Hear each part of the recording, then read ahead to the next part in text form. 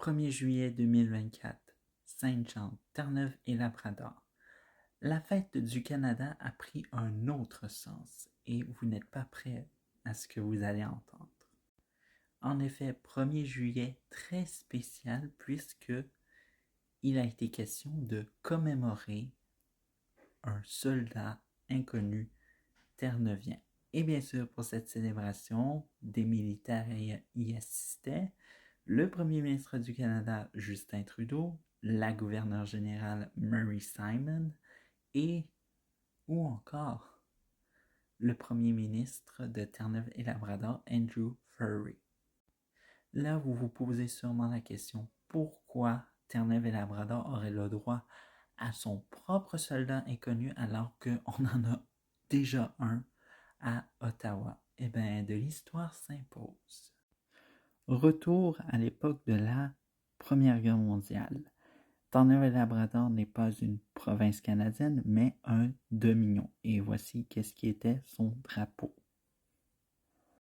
12 000 Terre-Neuviens iront sur le champ de bataille en Europe et la contribution de Terre-Neuve a été marquée lors de la bataille de la Somme, proche de Beaumont-Hamel, en France.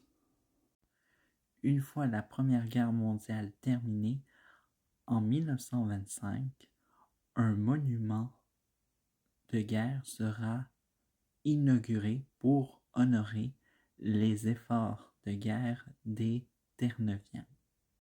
De même qu'il faut savoir que ce même monument en question sera déclaré site national historique du Canada en 1996 et c'est l'un des deux sites national historiques du Canada hors du Canada.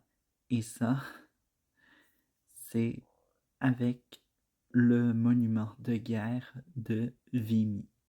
Maintenant, vous comprenez un peu le pourquoi Terre-Neuve et Labrador a le droit à son propre soldat inconnu.